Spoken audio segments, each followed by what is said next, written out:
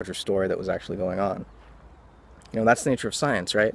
So I agree, it's self-correcting, it's a beautiful method, and it does produce knowledge, but that's just it, it's a production, right? Facts are made.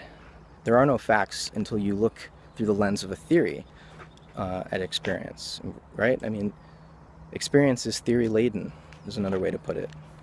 And I think because of this, because science has two sides, right, the more phenomenological and then the more experimental, I think there's always going to be a place for philosophy, and that ultimately science should recognize its roots in natural philosophy. Science cannot exist independently of philosophical inquiry.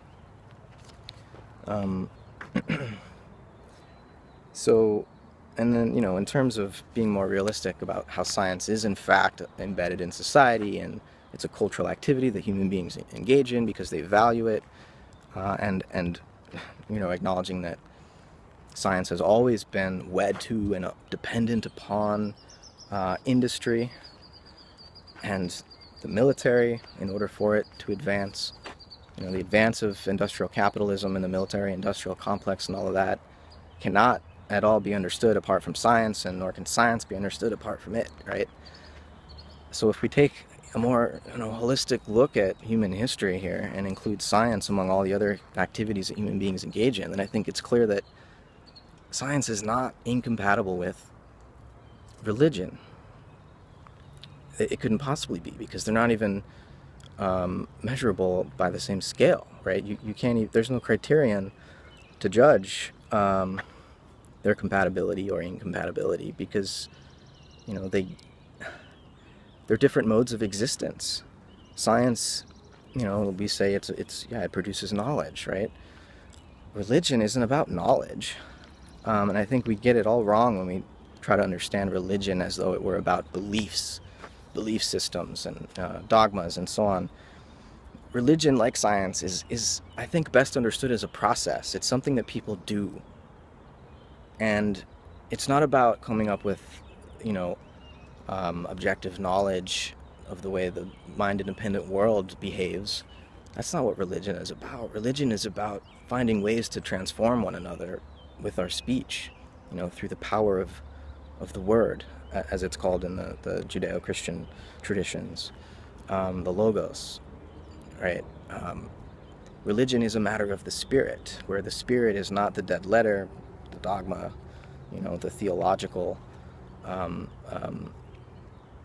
ideas or metaphysical constructs. You know, the spirit is what lives between people, and, you know, this is why even many atheists are beginning to recognize the important communal and social role that religion plays, and that if we're going to become secular, and if God is dead and so on, we're going to need to re-ritualize our experience here as organisms in a larger Earth ecology, and that unless we can ritualize our experience as earthlings, as natural beings, then we're gonna destroy each other. Society will rip apart. You know, we need religion to bind us together. So, yeah, religion's not about knowledge. It's not about belief. It's about transformation. It's about salvation, right? All religions are soteriological. Science itself becomes religious when it starts to speak in the soteriological mode, right? When, again, when science is wed to the religion of industrial capitalism, it becomes soteriological, and you get the transhumanist movement, and, you know, the idea that through modern or some future medicine and with the genetic engineering and so on, that we'll be able to just, and computer technology, will just live forever, we'll become immortal. You know, so that sort of scientistic utopianism is what you get when you turn science into religion. But I don't think we should turn science into religion, and I don't think we should turn religion into science, as so many, you know, intelligent design and creationist folks like to do. We shouldn't look to the Bible for our understanding of the evolution of the Earth and the wider universe, but we should look to sacred scriptures, especially those of the world religions, which have transcended, just like Peter Atkins was arguing science has transcended any particular culture or society, right? Buddhism, Islam, Christianity, religions like these, or world religions, as religious scholars call them, because they didn't remain local. They were exported around the world and thrived across continents.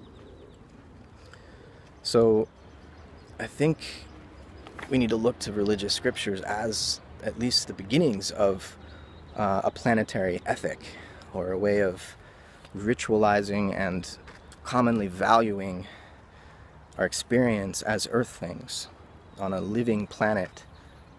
And you know, we're going to need a lot of good science to get through the ecological crisis, but we're also going to need a new religion, or a diversity of new religions that help to situate us here in our planetary society on this planet of other non-human societies of organisms.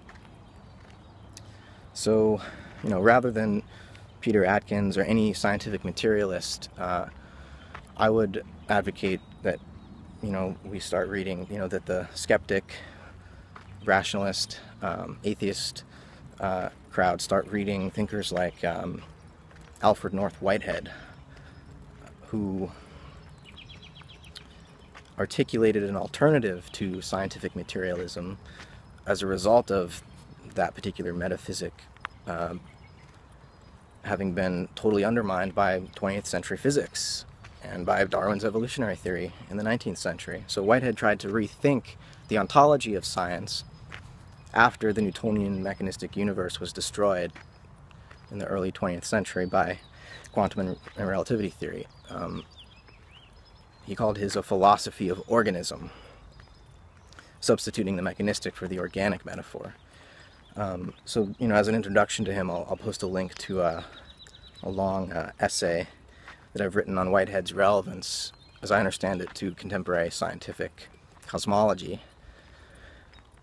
Because I agree, actually, with Atkins that in cosmology we have the sort of growing intuition of a systematic understanding of the way the whole universe works, from its smallest to its largest, you know, from the micro to the macrocosm. But the thing about most physical science nowadays is that it leaves out the middle, the mesocosm.